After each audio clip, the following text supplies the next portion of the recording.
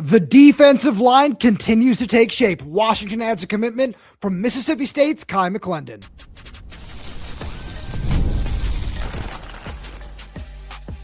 You are Locked On Huskies, your daily podcast on the Washington Huskies, part of the Locked On Podcast Network, your team every day. Welcome back into another edition of the Locked On Huskies podcast. I'm Roman Tomashoff. I'm the site editor with Huskies Wire. Thanks for making this your first watch or first listen of the day, as we are part of the Locked On Podcast Network, the #1 sports podcast network. And just a quick reminder to all you everydayers out there, wherever you're getting this podcast, YouTube, Spotify, Apple Music, Amazon Music, wherever that might be, please make sure to click that subscribe button, click the little bell as well, so you never miss when we post a bonus show just like this one. And if you're on the audio only side of things, please make sure to leave us a 5-star review, as it does help the show out a lot. Now, I got a really fun bonus show coming at all you everydayers on this Friday afternoon, because I want to talk about the transfer portal. We've had a lot of DeMond Williams conversations. I'm excited to get back to talent acquisition, which is one of my personal favorite things to talk about. And as it pertains to the other guys that Washington is going to be going after in the transfer portal, because on Friday afternoon, a bit of a surprise commitment, to be honest with you, from Mississippi State's Kai McClendon comes down. And this is a guy who I think Washington desperately needed, because I love what Darin Conley brings to the table. I love what Deshaun Watts brings to the table. I think that that Kai McClendon adds a completely different layer to this Ryan Walters defense.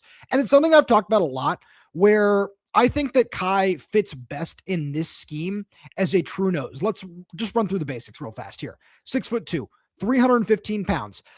Did not play in the 2025 season, so all these stats are from 2024. When he was a true freshman, he racked up 30 tackles, 2 for loss, and half a sack. And that is, again, as a true freshman at Mississippi State in the SEC, played in all 12 games, started 5 of them for the Bulldogs. And I think all of that is really, really important, because, again, to bring this back to what I think the most important thing about this is that Kai McClendon is somebody who can give you snaps at a true nose tackle position.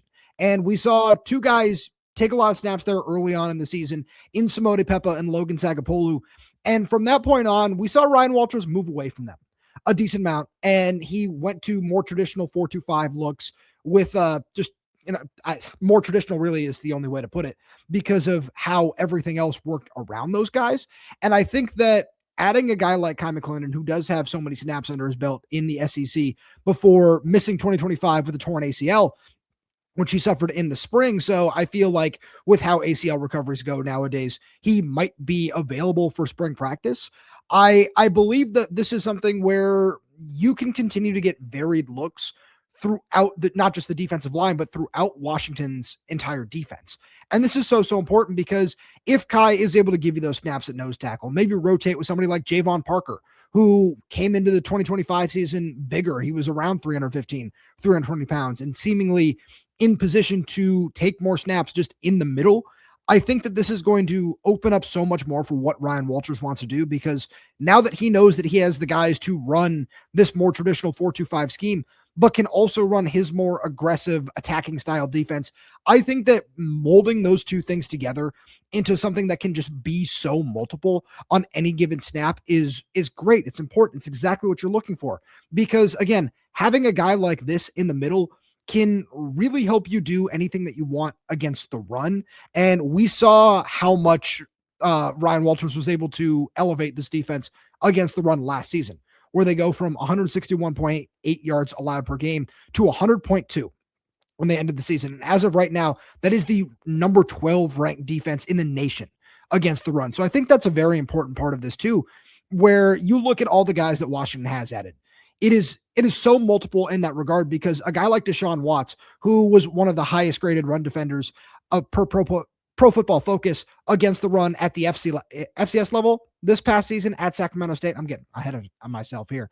I think that is all great. That's all really important. And then you add somebody like Darin Conley, who both him and Deshaun Watts have proven they can give you a little bit of a pass rush too.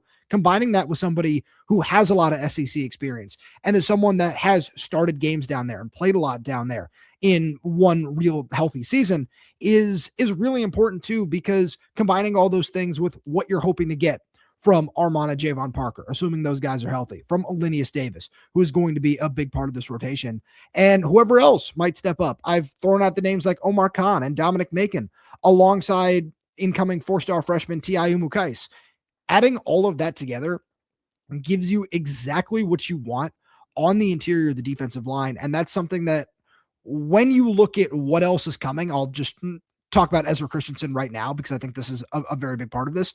I think Ezra Christensen is still the top target for Washington on the board, because now that you've done a really good job of starting to fill out the interior of the defensive line, I've been very firm about this throughout the transfer portal process, and I still believe this, that one of the players that Washington is going to wind up bringing in along the defensive line is someone who can give you snaps on the edge, but also rotate down and give you snaps on the interior, which again lends to the flexibility and lends to wanting to mix up Ryan Walter's scheme.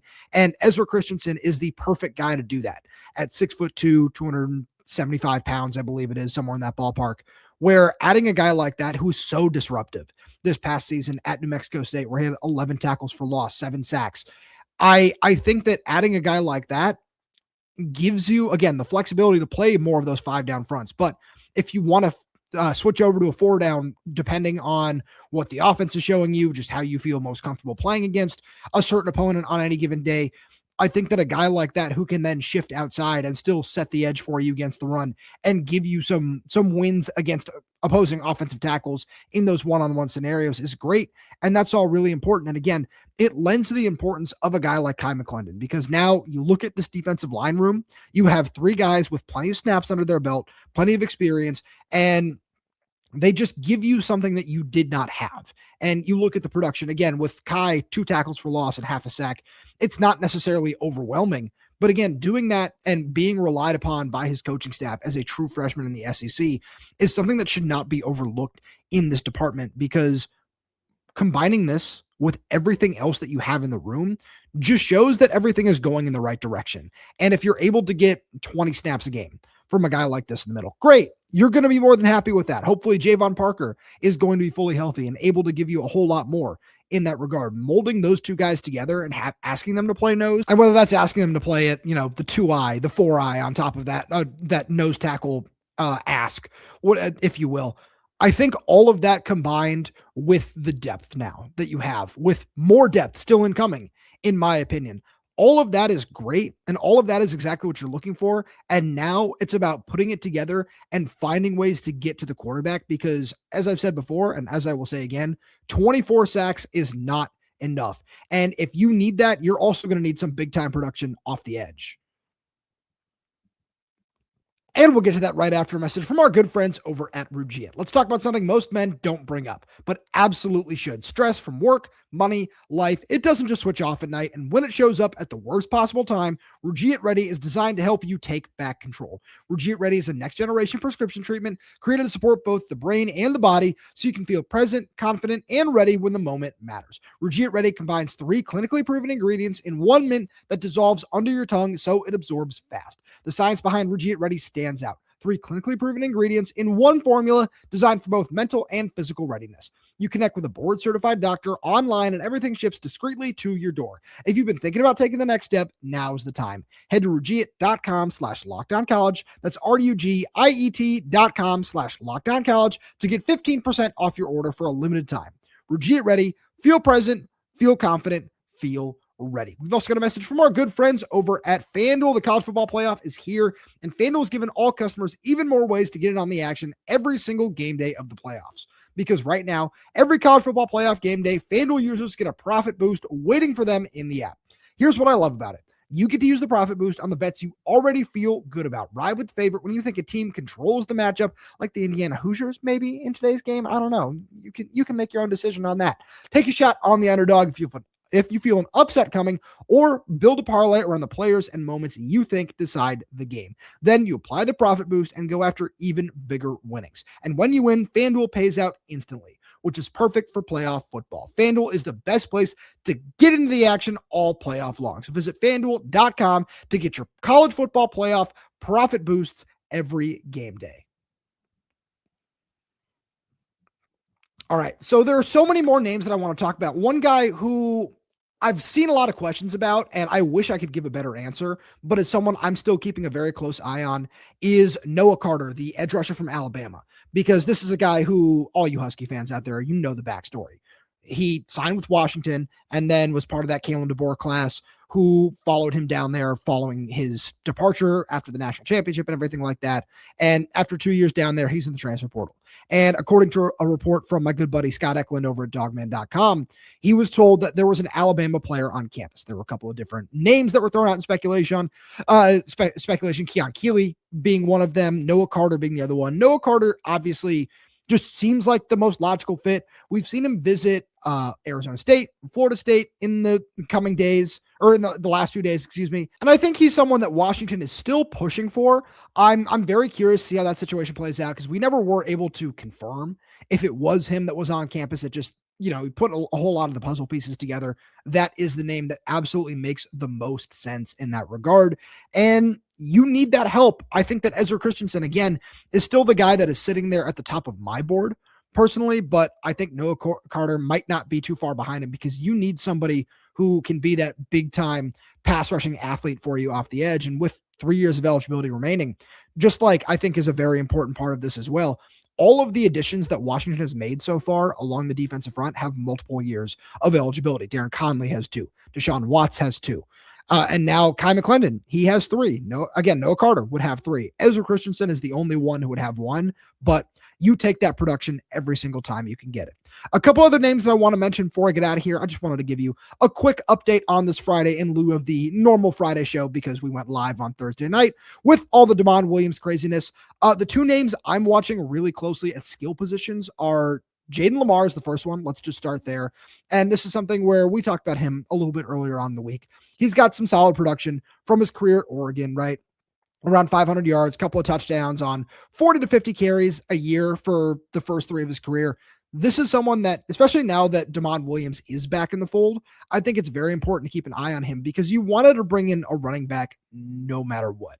And I think that Jayden Limar is, just in terms of all of the stipulations, let's call it, that I've thrown out for what Washington is looking for in a running back, someone who can pass protect, someone with just 1 year of eligibility remaining, so they're not crowding the room for Brian Bonner and Jordan Washington. And in my opinion, their top target on the board in the 2027 class is Noah Roberts, and all these other guys that are coming down the pipeline that you have in that room right now. Jayden Limar is that perfect guy who can pick up the offense quickly, who can catch the ball for you out of the backfield, take some carries, and has been really, really effective. He averaged 4.7 yards per carry throughout his career at Oregon. And then on top of that, again, pass protection. That is the most important thing here. And with Damon Williams back in the fold, someone who can really be trusted to keep him upright is going to be very, very important. I think Jayden Limar is someone who could do that very, very well. A new name that I want to bring to all you everydayers out there, someone we've been talking about over in our insider group. You can check that out by clicking the link down in the description below. You get a free 2-week trial, and after that, it's $4.99 a month. A name I'm very, very interested in at wide receiver, and I wrote about him over on Huskies Wire as well, is former 5-star receiver Quincy Porter from Ohio State. This is a dude who is just an all-world athlete. And you look at what that position looked like for Ohio State, and just you would trust anybody who played receiver there, no matter what their credentials are and what the production looks like, because as a true freshman, he had 4 catches for 58 yards. There's nothing to write home about. And then you consider who's ahead of him in a pair of first-round picks in Carnell Tate and Jeremiah Smith, and all of the other really talented bodies that are in that room. And maybe you wonder about the exodus with guys like that, with, him in particular having an opportunity to compete for a starting job in 2026. It feels like a lot of that has to do with the departure of Brian Hartline for South Florida. And it feels like Washington is one of the teams that is heavily in the mix here. And that's also been reported by On3 and 247. And he's somebody I'm going to be watching very, very closely, because again, it's not just the fact that he's an all-world athlete. It's that he's listed at like 6'4" and 210 pounds, somewhere in that range. I look at this exposition, and he doesn't necessarily have the high-end production that you're looking for, the high-end production that we've talked about a lot here on this show. However, if Ryan Day was going to sit there and say, hey man, I trust you to compete for a starting position in 2026 at wide receiver alongside Jeremiah Smith, and now Brandon Ennis being back too, I would take that 10 times out of 10. And I think that's a really important thing here because as we do continue to see names enter the transfer portal, wide receiver is the one position where outside of Nashawn Montgomery, there has just been no movement and just no word. Now that Marcus Harris has entered the transfer portal too, we've seen 3 receivers depart. It's very clear that Washington is prioritizing bringing in someone at that position. It just hasn't really become clear who that was going to be. And we threw out a lot of the big names, right? Nick Marsh, Reed Harris. They were very popular topics on this show because of how they could elevate the room. But if Jedd Fisch is looking for something different in that regard, I think Quincy Porter is someone who, from his home state of New Jersey, would fill that really, really well. Well, that's all I got for you today. Thank you so much for tuning in. As always, I really do appreciate it. If you like what we have to offer here on Locked On Huskies, please make sure to subscribe wherever you get your podcasts. Whether that's YouTube, Spotify, Apple Music, Amazon Music, we're there. We're everywhere. We're updating this channel with new content every single day. So please make sure you click that like button, click that little bell so you never miss when we post a new show. Plus, if you have any questions, comments, concerns, drop them right down below in the comment section. And if you're audio only, please give us a 5-star review as it does help us out a lot. Thank you so much for tuning in, and I'll talk to you next time.